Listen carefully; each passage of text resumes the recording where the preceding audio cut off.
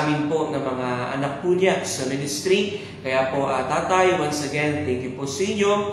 Even sa ating pong resident pastor, Pastor Norman Gandula, thank you rin po sa mga opportunity and privilege na inyo pong patuloy na ibinabahagi para po tayo ay patuloy na magamit po at makapagbahagi ng salita ng Diyos dito po sa ating online platform na ito. And this time po ay hindi na po para tayo magpakatagal. Tayo po ay mag-aaral na po ng salita ng Diyos. And I hope na bawat isa po ay handa na sa pakikinig po ng salita ng Diyos. So this time, I would like to invite each one of you to please open your Bibles with me sa aklat po ng 2 Chronicles chapter ay number 33. Ang ating pong passage na babasahin ay from verse number 1 down to verse number 16. Ulitin ko po, 2 Chronicles chapter 33. And we will read verse number 1 down to verse number 16. So ipagpamanhin niyo po at medyo inuubo rin po ako mga kapatid at medyo masakit ang aking pong lalamunan. But so please bear with me kung meron pong mga pag-ubo or sakit na lalamunan ko po ngayong oras ito. And I hope na maunawaan po ng bawat isa. Okay? So once again, 2 Chronicles chapter 33, verse number 1 down to verse number 16. Babasahin ko po at naway sundan po ito ng paningin ng bawat isa. Sabi po ng salita ng Diyos in 2 Chronicles 33 verse 1 to 16. The Bible says, Manasseh was 12 years old when he began to reign, and he reigned 55 years in Jerusalem. But did that which was evil in the sight of the Lord, like unto the abominations of the heathen, whom the Lord had cast out before the children of Israel.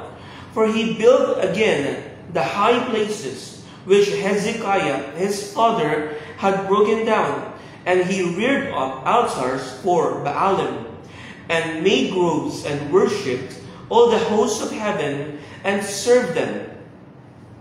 Also he built altars in the house of the Lord, whereof the Lord had said, In Jerusalem shall my name be forever. And he built altars for all the hosts of the heaven in the two courts of the house of the Lord. And he caused his children to pass through the fire in the valley of the son of Hinnom.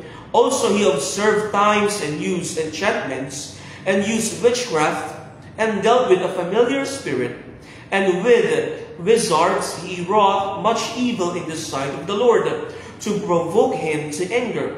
And he set a carved image, the idol which he had made, in the house of God, of which God had said to David and to Solomon his son, In this house and in Jerusalem, which I have chosen before all the tribes of Israel, will I put my name forever. Neither will I any more remove the foot of Israel from out of the land which I have appointed for your fathers, so that they will take heed to do all that I have commanded them, according to the whole law and the statutes and the ordinances by the hand of Moses. So Manasseh made Judah and the inhabitants of of Jerusalem, to err and to do worse than the heathen, whom the Lord had destroyed before the children of Israel. And the Lord spake to Manasseh and to his people, but they would not hearken. Wherefore the Lord brought upon them the captains of the host of the king of Assyria, which took Manasseh among the thorns, and bound him with fetters, and carried him to Babylon. And when he was in affliction, he besought the Lord his God, and humbled himself greatly before the God of his fathers, and prayed unto him. And he was entreated of him, and heard his supplication, and brought him again to Jerusalem into his kingdom. Then Manasseh knew that the Lord, he was God.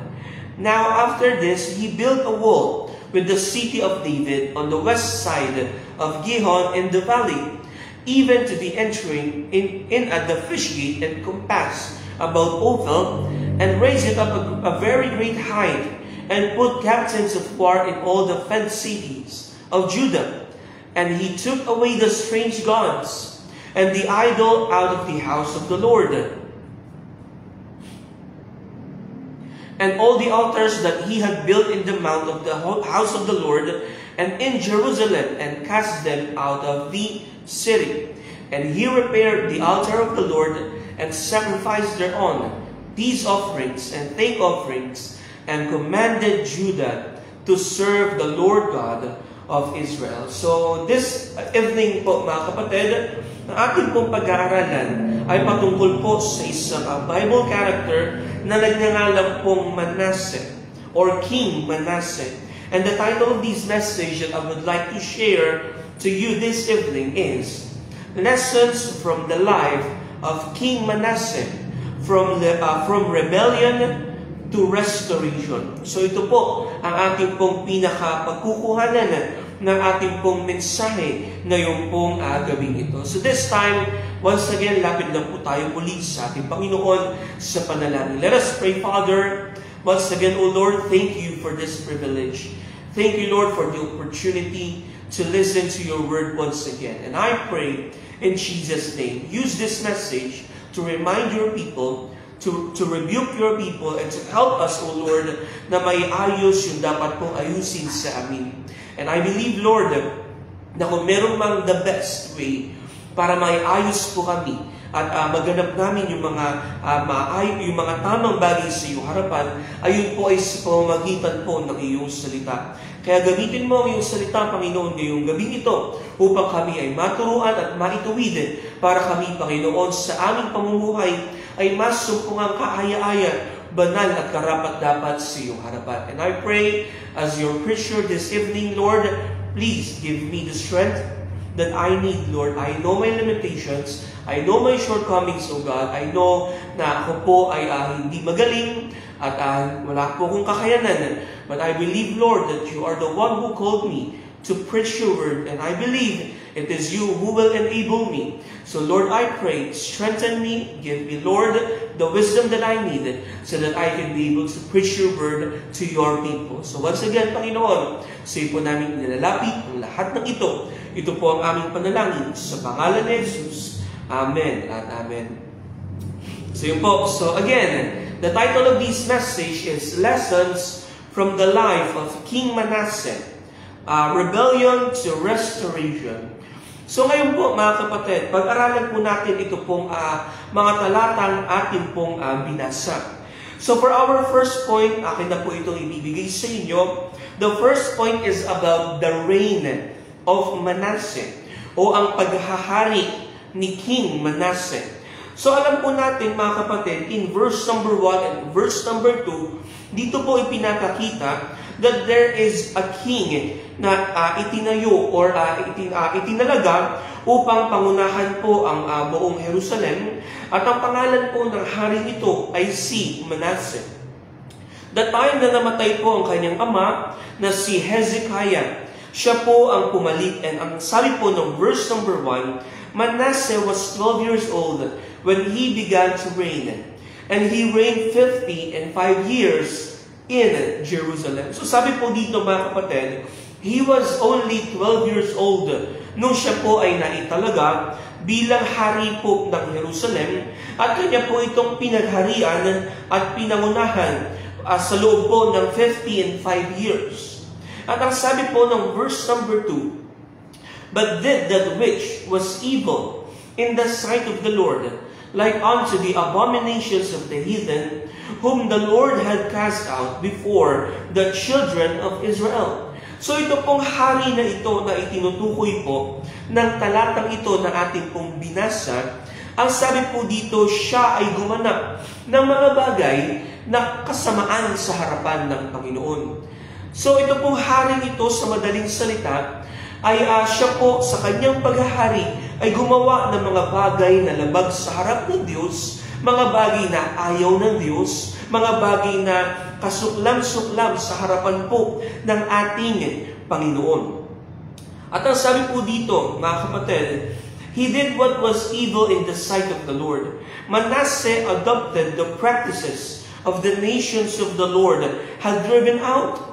So sabi po ng verse number 2, yung mga bayan na pinaalis ng Diyos sa kanyang lupain, mga bayan na kanya pong binigyan ng kaparusahan dahil sila po ay gumaganap ng mga bagay na hindi kaaya-aya sa harap ng Diyos, ay mistula po, okay, na yung practices nila ay ginanap din po ng haring ito na nagngangalan pong Manasseh.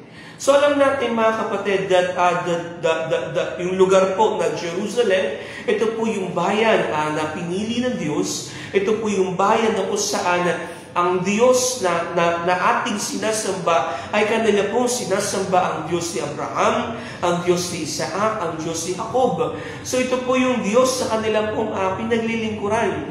At alam natin na ang bayan ng Israel, sila po ay nakakaalam ng batas, ng kautusan na ibinigay ng Panginoon na sa kanyang bayan o sa kanyang lupa ay walang ibang dapat sasambahin kundi siya lamang. Di po ba? So tayo po, paalala rin po sa ating mga kapatid, mga minamahal, na tayo bilang mga mananampalataya na, tayo bilang mga Kristiyano na, tayo bilang mga tao na tinanggap na si Kristo sa ating puso at sa ating puso, ating buhay, kinikilala natin siya bilang ating tagapagligtas. Isang paalala lang po mga kapatid, wala na tayong ibang dapat pa na sambahin kundi ang ating Diyos lamang. Hindi na tayo dapat sumasamba sa Diyos-Diyosan, hindi na tayo gumaganap pa dapat ng mga bagay na ating nakasanayan ginagawa noon, di po ba?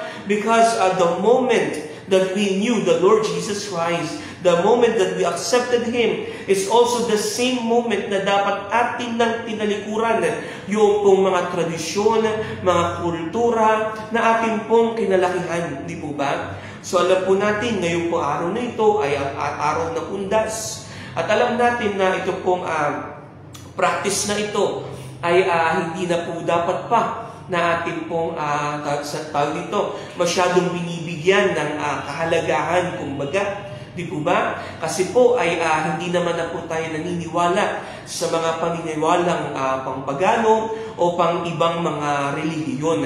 At alam natin na yung mga tao po na naroon po sa kanilang mga libingan ay wala na po talaga ang kanilang kaluluwa doon po sa mga puntod po na iyon. Di po ba? At marahil tayo po ay nagpupunta na lamang dapat para kunyari meron tayong reunion or gatherings with our family.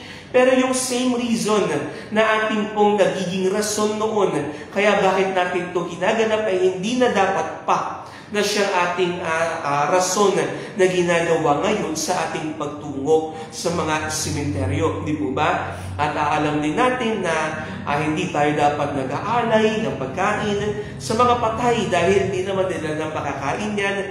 At sa usaping pagiging practical, sayang, di po ba? So there's a lot of practices na hindi na dapat natin ginagawa. There's a lot of things na alam nating nakagisnan natin noon, pero hindi na dapat pa na nakikita sa atin.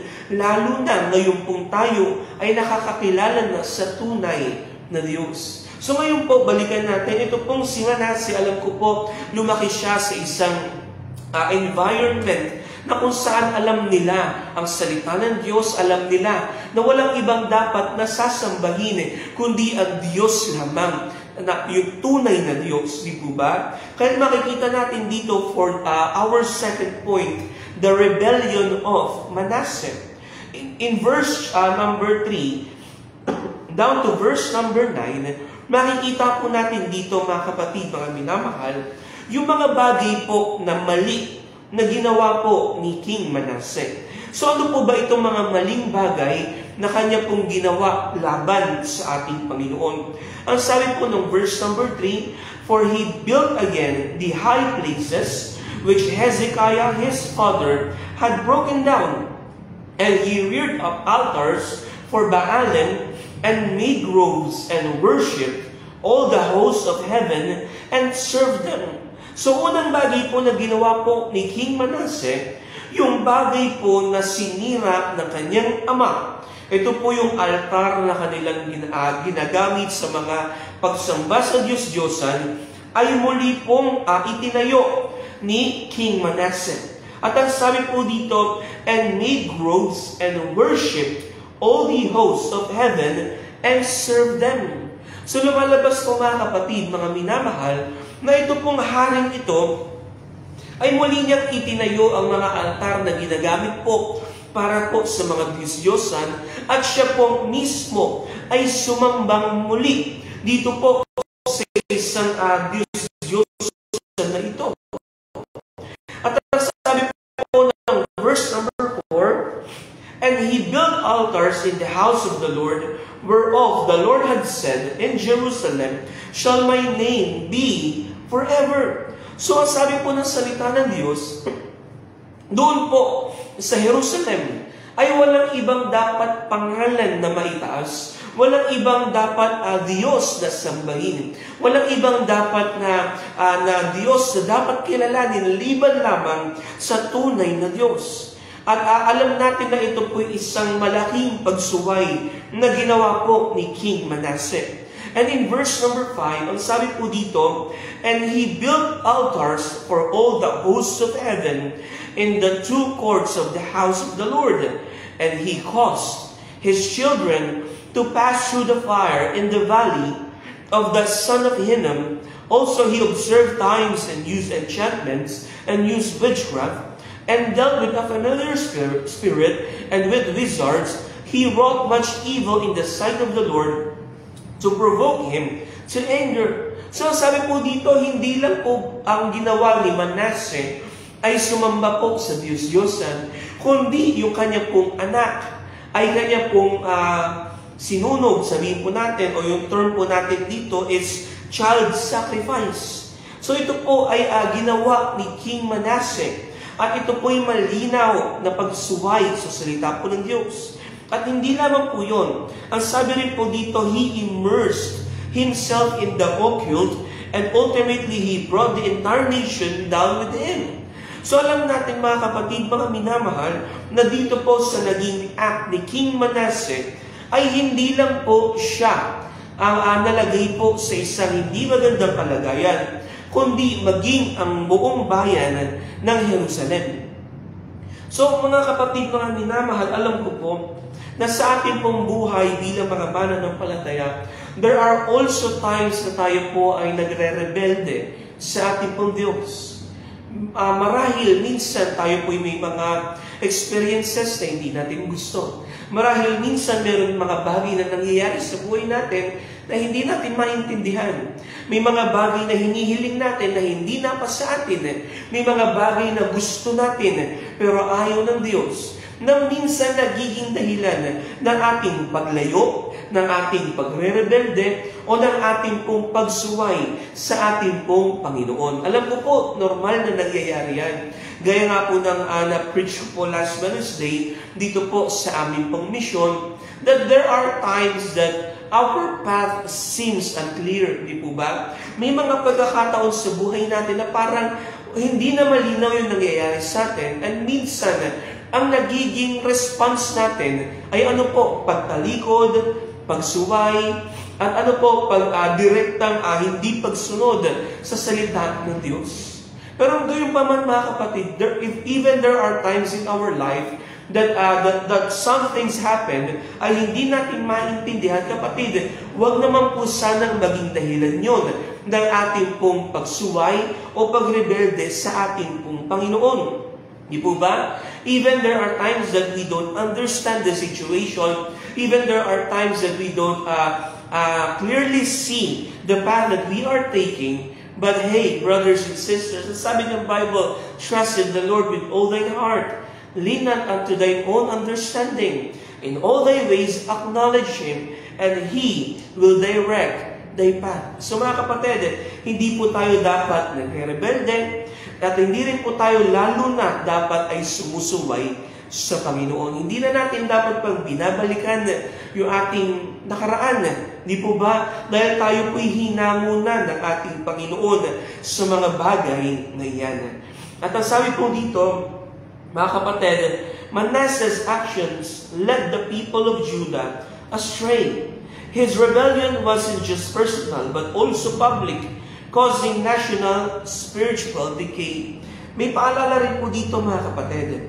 Minsan po sa ating pagre-rebelde, minsan po sa ating pagsuway sa Diyos, ang nangyayari po ay hindi lang tayo minsan nakakadamay pa po tayo ng iba. Tama? Minsan sa ating pagsuway sa Diyos, nangyayari na mayroong sumusunod sa atin, may gumagaya sa atin, or mayroong pumapabor sa atin, di po ba? Na nagdudulot po ito ng isang napakalaking problema sa ating pong usaping spiritualidad, tama?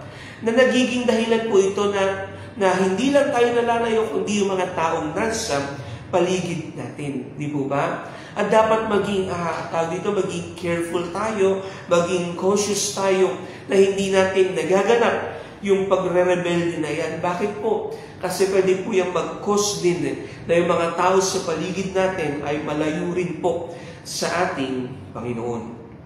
So ngayon po, dahil sa naging rebellion ni Manasseh, syempre ano po ang magiging tugon ng Panginoon dito? Ang Panginoon natin ay nagbigay ng pagre-rebuke. So for our third point, ang sabi dito, the rebuke for Manasseh. So dahil nagrebelde si King Manasseh, there is a rebuke that was given by God dito po sa tao ito. Ang sabi po ng verse number 10, and the Lord spake to Manasseh and to his people, but they will not hearken. Di po ba? So yun yung sinabi ng verse number 10. At kung atin pong papansinin din po yung parallel po na story nito na makikita rin po natin sa 2 Kings chapter 21. Ang sabi po dito, sa verse number 10, it's the same story. At nandito po mas malinaw yung naging word ng Panginoon. Ang sabi po ng verse 10, and the Lord spake by His servants, the prophets, saying, because Manasseh, king of Judah, had done this abomination, and had done wickedly above all that the Amorites did, which were before him, and had made Judah also to sin with his idols. Therefore, thus saith the Lord, God of Israel, behold, I am bringing such evil upon Jerusalem and Judah, that whosoever heareth of it, both his ears shall tingle. So dito makikita natin na ang Diyos nagbigay po ng kanyang salita. Na ang Diyos ay nagbigay po ng kanyang rebuke. Mga kapatid, mga minamahal, lagi nating tatandaan, ang Diyos po hindi basta-basta nagbibigay ng judgment o kaparusahan. Ang Diyos hindi basta-basta nagsesend ng parusa sa mga anak po na sumusuway. Ano po ginagawa ng Panginoon? Pag mayroong Kristiyano na nalalayo, pag mayroong Kristiyano na nagre-rebelde, pag mayroong Kristiyano na nananamlay o tumatalikod, ang unang hakbang po na ginagawa ng Diyos ay paalalahanan ang kanyang anak. Kaya nga po siya ay gumagamit ng mga pastor, ng mga leaders, ng mga preaching, para yung anak po niya ay mapaalalahanan. Hindi po ba? Kaya nga sabi po dun sa 2 Kings, di ba, sa ating binasa kanina, ginamit ng Panginoon yung kanyang servants, mga prophets, upang ipadala yung mensahe kay King Manasseh at po doon sa buong sambahayan ng Jerusalem. So makikita natin, mga kapatid, mga minamahal, hindi po basta-basta nagbibigay ng judgment ng Panginoon. Ang unang ginagawa ng Diyos ay pinapaalalahanan po tayo. Kaya kapatid, kung tayo man dumating po sa point na nalalayo sa Diyos, tumatalikod, nalalamig, at tayo pinaalalahanan ng pastor, tayo nakapakinig ng mensahe, tayo po ay nandaan sa ating Facebook yung isang live service ng church or ng ating pong festing, di ba? Pag napakinggan natin yung paalala po ng Diyos, huwag na po tayong magmatigas pa, di po ba? Huwag na po tayong manlaban pa, di po ba? Because the fact that you have heard the voice of God through His message, ay ano po, ito po'y pagpapakita ng Diyos ng mercy sa atin. Ang Diyos, mga kapatid, merciful yan. Mas una niyang ipaparamdam yan sa atin kahit minsan nalalayo na tayo. He will still show us His mercy and grace sa pamamagitan po ng ng pagtapik, ng paalala, di po ba, ng mensahe na pwedeng gamitin po para tayo ay ma-open ang ating isipan na ay nalalayo na pala ako, ay nalalamig na pala ako, ay tumitigas na pala yung aking damdamin, yung aking puso sa salita ng Diyos. Dapat ko na palang balikan ng Diyos, pagsisihan ng aking kasalanan. Because kapatid, yun po ang dapat na nagiging response natin every time we hear the Word of God. Di po ba? Kasi po nangyayari po sa mga mananampalataya, nagkamali na nga, pinaalalahanan, nagagalit pa. Di po ba? Minsan naman, napaalalahanan, magtatampo pa. Minsan, nakapakinig ng preaching, hindi naman siya talaga pinapatamaan dahil wala namang intensyon ng pastor na magpatama. Di po ba? Ang pastor, nangangaral lang po yan ang salita ng Diyos para sa atin pong ikatutuwid napakinggan ng member, napakinggan ni kapatid, nasaktan. Ano po sasabihin? Ay, si pastor, pinapatamaan na naman ako. Ay, si pastor, ako na naman yung focus niya sa mensaheng ito. Hindi, kapatid. Always remember that the message we hear from the Word of God, it is for sabihin natin, general yan. Hindi po yan para lang sa isang individual. Para po yan sa ating lahat. Di po ba? Pag ang mga lingkod ng Diyos nangaral, hindi po yan nagpe-prepare ng mensahe dahil lang sa ito yung mensaheng gusto nila. Hindi po. They are preparing the message because they know it is the message that God wants to deliver to His people. Because God knows His people. God knows our hearts. God knows our wrongdoings. God knows our mistakes. God knows everything na ginagawa nating laban sa Kanya. That's why He will always use His words para tayo po ay muling manumbalik, muling maiayos, at muling magpatuwid sa Kanya. Di po ba?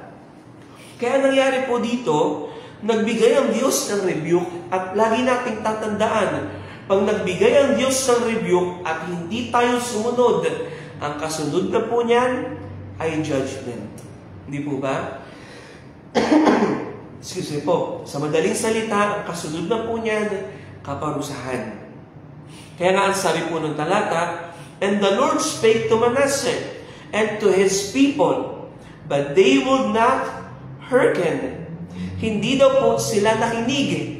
Kaya anong ginawa ng Panginoon in verse 11? At sabi po dito, verse 4, the Lord brought upon the captains of the host of the king of Assyria, which took Manasseh among the thorns, and bound him with fetters, and carried him to Babylon.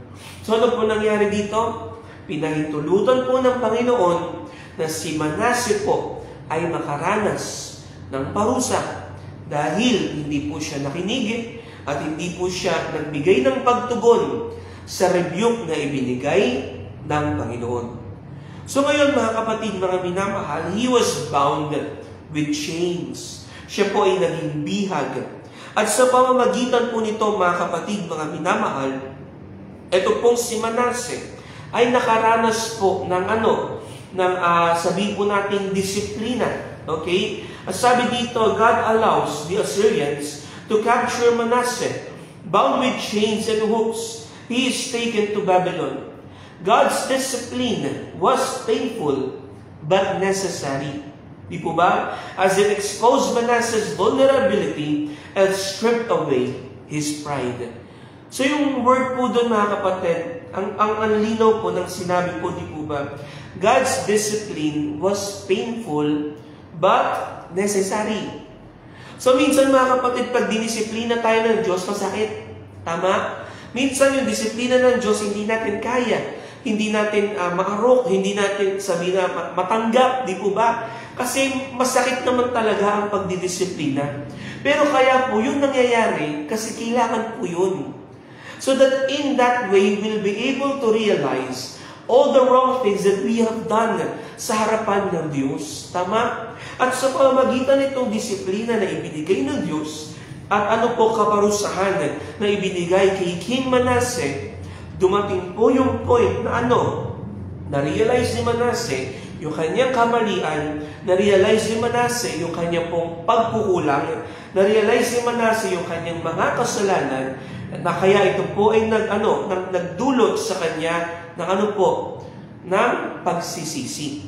So again, for our first point, ang sabi po, the reign of Manasseh. Second point, the rebellion of Manasseh. Third point, the rebuke for Manasseh. And it leads to the repentance of Manasseh. Because of this rebuke of God, because of this discipline,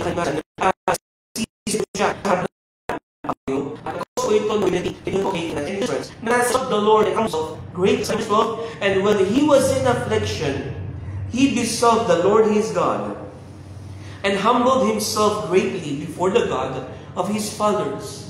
Dahil sa kanyang naranasan na ito, ay siya po'y lumapit muli sa Diyos, nagpakumbaba, at siya po'y humingi ng kapatawaran, nagsisi sa kanyang mga kasalanan. But question, kapatid, kailangan pa po ba na maranasan muna natin yung parusa bago po tayo magsisi sa kasalanan? Hindi po ba pwede na the moment na pinaalalahanan na tayo, the moment na pinangaralan tayo, the moment na pinagsabihan tayo sa pamamagitan ng salita ng Diyos, magsisi na tayo, magpatuwid na tayo, di ba? Aantayin po ba natin yung parusa? Aantayin pa po ba natin yung pagtutuwid? Aantayin pa po ba natin yung palok na ibibigay ng Diyos sa atin? Di ba mas mainam, mas maganda na habang hindi pa natin nararanasan yon, habang nandun pa lang tayo sa moment na napakikinggan natin yung tinig ng Diyos sa pamamagitan ng pangangaral ng kanyang salita, magsisi na agad tayo, di po ba? Kasi bakit? Ang hirap po nun na dadanasin mo muna yung pagpapalo bago ka magpaayos sa harap ng Panginoon. Di po ba? So wag po ganun. At iwasan po natin na mapangyari po yun. At ang sabi dito mga kapatid, God heard his plea and brought him back to Jerusalem. Pinakinggan ng Diyos yung kanyang panalangin at siya'y ibinalik muli sa kanyang kaharian. And he prayed unto him, sabi ng verse 13, and he was entreated of him, and heard his supplication, and brought him again to Jerusalem and to his kingdom. Then Manasseh knew that the Lord, He was God. So sa mga kapatid naman natin na nalalayo, at nakakaranas ngayon ng pagtutuwid at pagdidisiplina ng Diyos, lagi mong tandaan kapatid, the moment na tayo po ay dinidisiplina at tinutuwid ng Diyos, wag po tayong matigas sa Panginoon. Bagkus ating i-humble down ng ating sarili, pagsisihan ng mga kasalanan, at manumbalik tayo agad sa Kanya. Di po ba? Lagi po natin tatandaan, ibinibigay ng Diyos yung Kanyang pagpapalo na ito, hindi para tayo ay mas magmatigas pa. Hindi. Binibigay niya po ito so that we can realize, di ba, na ang hirap pong mamuhay sa buhay na malayo sa Panginoon. Ang hirap mamuhay sa buhay na nasa labas ng kalooban ng Diyos. Di po ba? And once we realize that, napakaganda kapatid, di ba, na magpaayos tayo, di ba, sa harapan ng ating pong Panginoon. Kaya naging resulta po ng kanyang repentance is, number 5, the restoration of Manasseh. Ulitin ko po, the restoration of Manasseh. So in verse 14 hanggang 16, makikita natin mga kapatid, muling inayos ni Manasseh yung buhay niya, at hindi lang yung buhay niya, maging yung buhay ng mga nasa paligid niya. Kanyang sinira yung mga altar na ginagamit sa Diyos-Diyosan, kanyang tinuruan muli ang kanyang mga tao na sumamba sa Panginoon, na nag-cause po ito na naging pagpapala pa siya sa iba. Tama? Mga kapatid, hindi porket malayo ka ngayon at sabihin natin hindi mo nagaganap yung kalooban ng Diyos, ay ibig sabihin hindi ka na magiging pagpapala. Kapatid, minsan po yung mga taong nakadanas din ito, sila po yung effectively ginagamit din ng Diyos after na sila po ay ma-restore. Kaya sa mga kapatid natin nalalayo, nangihina, at nagrebelde sa Panginoon, always remember that God is a God of many chances. Once you ask and sought for His forgiveness, He will forgive you. Once you ask for restoration, He will restore you. And once you ask that, Lord, please use me again, He will once again use you. At after nyan, magiging pagpapala ka pa sa iba. Tama? So I remember my life before. I just wanted to share it to you, mga kapatid. Ako po, yes, laki po ako sa isang Baptist family. Galing po ako sa isang Kristiyanong pamilya. And kami po ng aking kapatid, ng aking mga pinsan, kami po ay third generation sa aming pong church noon. So, kami po ay lumaki sa isang environment na talagang alam namin at napakikinggan na namin yung salita ng Diyos.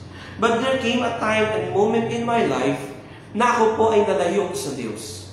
At sa akin pong paglayo sa Diyos, I still remember that there's a lot of times na ginamit ng Diyos ang iba-ibang tao, iba-ibang sitwasyon para ipaalala sa akin na manumbalik sa paglilingkod sa Panginoon. Pero nagmatigas po ako at dumating po sa point na ako ay naging kasangkapan pa para ang ibang tao din po ay malayo sa Diyos. Na naging kasangkapan din ako upang ang ibang tao ay mahulog din sa mga bagay na hindi tama sa harapan ng Diyos. And there came a time in my life na ako po ay, that time ay college, at ako po ay nag-aaral that time sa Manila, na ako po ay nakaranas sa isang bagay na hindi ko po lubos maisip na nangyari po sa akin. There is a time na kami na aking mga kaibigan ay nailagay po sa isang mapanganib na sitwasyon. Na kung sasabihin natin ito mapanganib na sitwasyon na ito ay nakakatakot talaga para sa akin. Kami ay tinutukan ng baril at yung mga kaibigan ko ay nasaktan na, binugbog, na sila'y nakaranas noon. Tas ako, andun lang ako sa isang gilid, natatakot. And that was the time na tumawag ako sa Panginoon. I told God, Lord, please help me. Patawarin niyo po ako sa aking kasalanan. So nangyari sa akin yung ganong klaseng pagpapalo na isang napaka-delikadong sitwasyon na nailagay ako doon, di ba? Isipin niyo po yun. Nag-college student kami, pumasok lang kami sa isang lugar. Maya-maya lang, meron ng gulo. Maya-maya lang, meron ng naglabas ng baril. Tinutukan na kami. Yung aking mga kasama, binugbog na, sinuntok na. Diba? So, yung time na yun, na-realize ko, ang layo ko na talaga sa Panginoon. Yung time na yun, na-realize ko na grabe na pala yung maling ginawa ko sa harap ng Diyos. And that was the moment that I tried once again na muling malapit sa ating Diyos, na muling manumbalik sa ating Diyos. Di po ba? So yun po yung isang portion lang din ng buhay ko. Na kasi napakadaming times na ako'y nalayo Napakadaming times na ako po'y naging matigas sa harap ng Diyos. But one thing for sure, kapatid, na gusto kong i-share sa inyo ngayon, kahit gaano pang kalayo ang ilayo mo, kahit gaano pang kapangit ang mangyari sa buhay mo, ang Diyos mahabagin. Ang Diyos nagbibigay ng maraming pagkakataon. Ang Diyos laging magbibigay ng pagkakataon na manumbalik ka, maiayos ka, magamit ka muli. Di po ba? Ang kailangan lang po, totoong pagsisisi at pagtalikod sa ating mga maling ginawa. At paglapit natin sa Diyos, hilingin natin sa Kanya, ma-restore tayo, maayos tayo, hanggang sa muling magamit yung buhay natin. Fast forward po, then, yung dating tumalikod sa Diyos, dating matigas ang ulo, na ilagay sa isang mapanganib na sitwasyon, na numbalik sa Panginoon, di po ba ngayon po sa inyong harapan, isa na pong pastor. Ginagamit na po ngayon sa pagbabahagi ng kanyang salita. So, makikita natin mahabagin ng Diyos, di ba? Makikita natin ang Diyos talagang ay sabihin natin kamangha-mangha na kahit yung pinakapangit na buhay, pinakapangit na nakaraan, once na yan ay ating pinagsisihan at iniling sa Diyos na aayusin niya tayo, at ang blessing dyan, gagamitin niya tayo sa isang bagay na hindi natin sukat akalain na gagamitin pala tayo doon sa bagay na yun. So, kagaya ni Manase, pangit ng nakaraan, di ba? Pinaalalahanan ng Diyos, binigyan ng Diyos sa kanyang kapagan, nagsisi sa kasalanan, nagpa-restore sa Panginoon, at ngayon, ginamit pa ng Diyos para yung buong Jerusalem ay manumbalik sa paglilingkod sa Panginoon. Again, ang sabi dito, from rebellion to restoration. Mga kapatid, di pa huli ang lahat. You can still be restored by God. Nasa stage na nagre-rebel ngayon. Kapatid, ang Diyos nakapangyarihan. Walang hindi kayang baguhin ng Diyos. He can change everyone's life as long as we will repent and we will ask for His restoration. So are there areas of in your lives, ikaw ay nagre-rebel ngayon? Ano yung magiging dapat response natin? Di ba? Doon sa salita niya at sa pagtutuwid niya sa atin. So dapat ng response natin ay pagsisisi at muling paglalapit sa harap ng ating Diyos. I hope na naging pagpapala ito sa atin. I hope na naging paalala po ito sa atin. So this time ay anyayahan ko pong bawat isa. Tayo po yung muling manalangin sa Panginoon. Let us pray. Father, thank you, Lord, once again. Thank you, Lord, for this reminder na ibinigay mo na kami pala, Panginoon, ay kung nalalayo at tumatalikod o dumarating sa point na nagre-rebelde sa iyo, dapat pala, Panginoon, the moment that we have heard yung mga paalalang nanggaling sa iyo, yung mga salita ng pagtutuwid na nanggaling sa iyo, ay dapat na maging response agad namin ay hilingin sa iyo na kami patawarin, magsisi, at may ayos. At huwag nang antayin pa na makaranas ng pagpapalo, ng chastisement, or ng pagtutuwid na nanggagaling po sa iyo. Kahit aming hiling, Panginoon, huwag niyo pong hayaan na mangyari ito sa maraming mananampalataya. Because the moment that they have heard that the reminders from their pastors, from their leaders, from the preachings, maging decision agad namin is magpaayos sa iyo. At kung dumating man sa point na kami ay tuluyang malayo, naging matigas sa aming mga puso, at dumating sa puntong kami ay makadanas ng pagpapalo na nanggagaling sa iyo, ang aming hiling, Panginoon, in Jesus' name, ay inyo po kaming tulungan na ma-realize yung aming mga kamalian, pagsisihan ito, at hilingin sa iyong harapan na kami ay ma-restore, ma-revive, at muling magamit ang aming mga buhay. At napatuloy nawa, Panginoon, pagpalain mo mga kapatid namin na nakapakinig ng iyong salita. I bless you po bawat isa. Bless you rin po aming Senior Pastor, Bishop Freddy De Vega. I bless you po Pastor Norman Gandula and all the pastoral staffs of our Mother Church and Living Water Baptist Church, Santa Mesa. I bless you rin po ang mga mission works. I bless you rin po ang mga kapatid namin na nanood po ngayong gabing ito. San man sila naroon, Panginoon, naway po silang gabayan, ingatan at patuloy na pagpalain. And I pray in Jesus' name that these words that we have heard ay hindi lamang po basta aming napakinggan, kundi aming patuloy pa na pagbulayin at ipamuhay sa aming buhay bilang mananampalataya. Once again, O Lord, we praise you and we thank you. This is our prayer in Jesus' name.